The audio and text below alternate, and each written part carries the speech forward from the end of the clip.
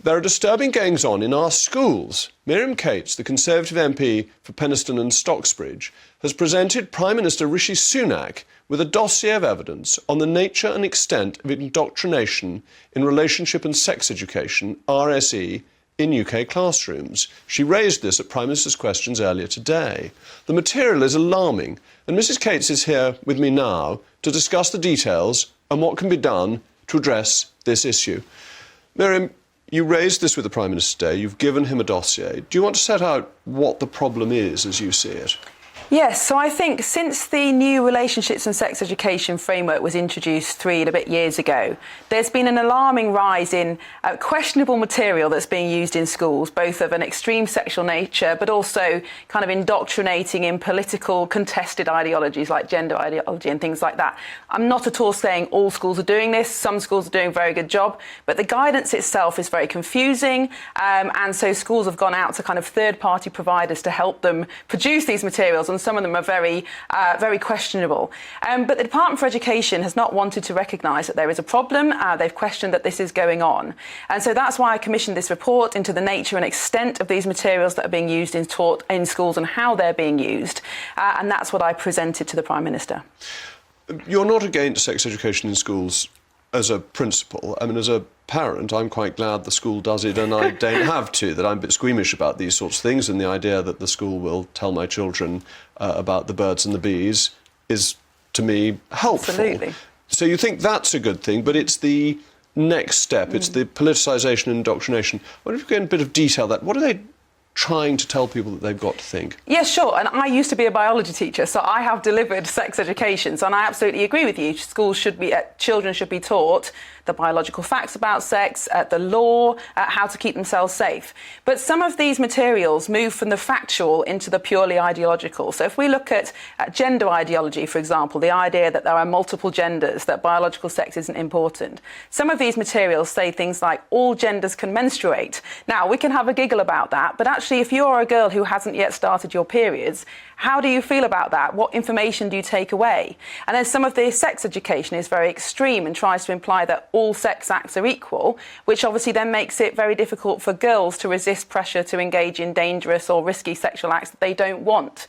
So it's this kind of blurring of the boundaries between biological sex and actually quite extreme political ideas. And this is particular pressure on girls who are made to believe that everything that is asked of them is a reasonable thing to request. It's much more that way than applying from girls to boys. Exactly. Well, and I think, unfortunately, the kind of pornification of our culture through the internet puts a lot of pressure on girls to say yes to things that they really don't want. But instead of teaching girls that it's fine to say no, it's fine to say, no, that's not normal, I don't like it, actually in some classrooms they're being taught that all these different sex acts can be a normal part of someone's sex life, and failing to mention that actually children under 16 can't consent to sex anyway, it's against the law. So it's a kind of blurring of these boundaries that is making children confused about the law and the facts, and I think is deeply inappropriate, because it can be quite humiliating, it can be quite shocking. I mean, some of the reports that I've received are of children as young as 10 and 11 being taught about masturbation and pornography. Now, I just think that's shocking for a child to learn about that at school, and is deeply inappropriate. And it's marketed about being about relationships as well, purely about sexual relationships, but that doesn't seem to get much of a look in from what you're saying. No, that's true. And one of the examples that I've seen which is an instruction for teachers, tells teacher to not speak about feelings till the end, in the idea that it's all about the kind of commodification of sex, so not about relationships at all. And I think the idea behind this framework was to help children understand what healthy relationships are. But the problem is that the guidance has become so confused, it's so conflicting even within itself, that schools haven't known what to do, and it's opened the door to this kind of Wild West. And you get, in your report, I think, 100 genders. What sort of nonsense is this? How do you get to 100 genders? Well, you tell me. I mean, there's all sorts of different materials that I've collected on gender ideology.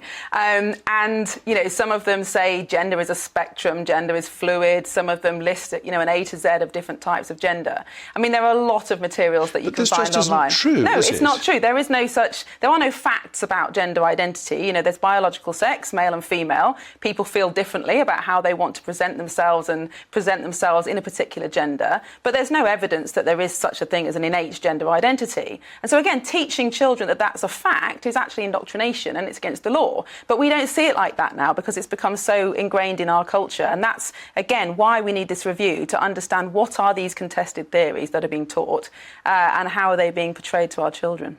And you're pleased with the Prime Minister's answer? He's taking this seriously and going to take it up thoroughly? He's taking it seriously. I'm really pleased he shares the concerns, but I am very worried about the DfE doing this review, because it's the DfE guidance really that's caused the problem.